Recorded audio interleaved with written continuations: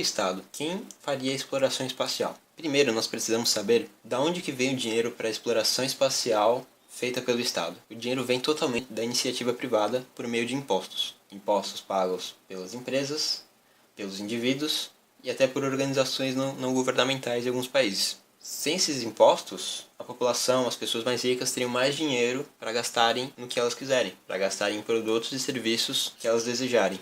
Outra implicação que viria do Estado mínimo, da inexistência do Estado, seria a diminuição de barreiras de entrada, como a Anatel e a Ancine, que dificultam a criação de novos negócios, de negócios disruptivos e mantêm cartéis e monopólios dentro do Estado. Por exemplo, o Estado brasileiro tem um cartel das empresas de telecomunicação. Qual é o resultado disso? Diminuição da competição e aumento dos preços. E isso diminui a quantidade de bens disponíveis e diminui a quantidade de pessoas mais ricas.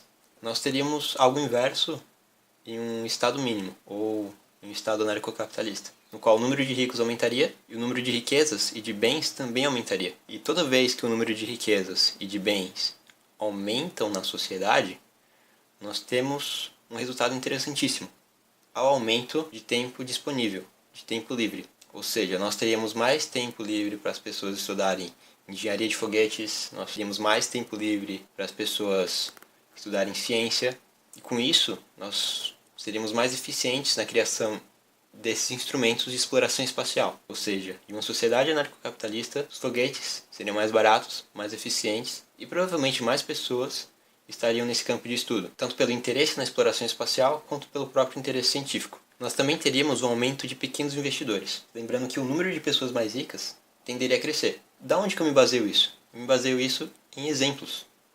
Em exemplos como Hong Kong, Singapura, Estados Unidos. Singapura era um país paupérrimo na década de 60 e hoje é um país extremamente rico. Por quê? Porque ele teve a ousadia de adotar políticas liberais, de abrir o mercado, de facilitar a entrada de empresas, de facilitar a criação de empresas e do empreendedorismo. Ele deixou a população livre. A população criou riqueza. A população criou meios de não só subsistir, mas também de existir de maneira digna. Então nós teremos um aumento de pequenos investidores, pessoas que têm interesse por essa área, são robistas ou são mesmo pequenas empresas. Muitas vezes essas empresas seriam instigadas por empresas maiores, como já acontece hoje. O Google ele tem um projeto que vai premiar empresas ou pessoas que mandarem uma sonda para a Lua. Se eu não me engano, são 10 milhões de dólares. Tendo 100 participantes, cada grupo de participantes investindo 1 milhão, você já tem um investimento de 100 milhões. E isso vale muito mais, tanto para as empresas pequenas, quanto para as empresas grandes e para a sociedade em geral. Porque em vez de uma empresa gastar 80, 100 milhões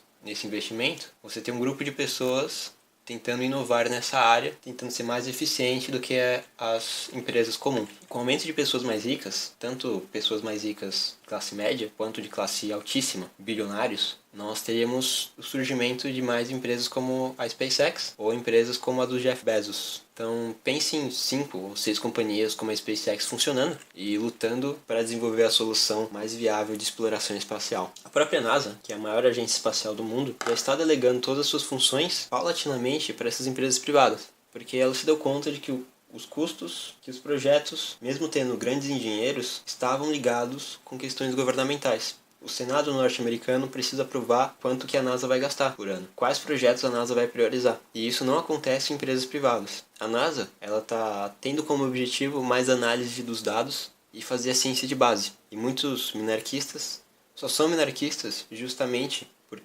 não acreditarem que as empresas privadas farão esse tipo de pesquisa de base. São pesquisas de longo prazo, e são pesquisas que empresas privadas geralmente não têm interesse. E eu concordo com isso. E é um problema que deve ser resolvido anarcocapitalistas.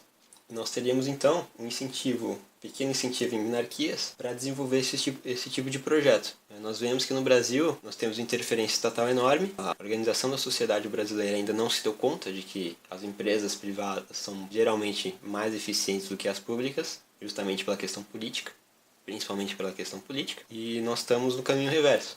Nós temos um foguete que vamos gastar 3 bilhões com ele, enquanto isso Elon Musk, dono da SpaceX, por 300 milhões vai colocar 100 pessoas em Marte. Nós temos um foguete que não existe, Enquanto isso, Elon Musk já está construindo as partes do seu foguete e já tem todos os planos e tudo perfeitamente agendado. Esse preço menor, ele tende também a se proliferar pelo resto da sociedade. Então nós teríamos mais competitividade. A SpaceX mandaria pessoas para Marte e as pessoas abririam negócios, as pessoas criariam todo um comércio em Marte. Nós provavelmente teríamos a primeira grande universidade em outro planeta. Os descobridores antigamente eles vinham aqui para fazer exploração de recursos e vinham para as Américas ou para a África. Nós vamos para Marte principalmente para descobrir, para aprender e também para explorar tantos recursos. E isso demanda cientistas. Cientistas demandam cozinheiros, administradores. Então você cria já uma microeconomia. Claro que inicialmente essa economia seria sustentada por recursos da Terra, mas hoje é possível ter uma comunidade autossustentável. Já temos a tecnologia para isso. Nós já temos a capacidade de fazer esse tipo de coisa. Então, a exploração espacial nas empresas privadas, no anarcapitalismo ou no minarquismo, elas derivariam principalmente da folga que teriam os hoje contribuintes no pagamento de impostos e no aumento de riquezas e da demanda por esses recursos. São recursos que agora estão sendo desperdiçados na Terra, não estão sendo reaproveitados, ou seja, teremos uma crise de recursos. E também teremos como explorar recursos raros, como o Helium 3 e o Helium 4, que são massivamente encontrados na Lua. Tem também diversos outros recursos de extrema importância, ou até recursos que ainda não foram descobertos em outros planetas próximos da Terra. Então, além da venda desses recursos, nós também teríamos o interesse científico, e para os minarquistas seria uma bela forma de financiar as pesquisas de base, pesquisas muito importantes para entender a origem da vida e como nós evoluímos.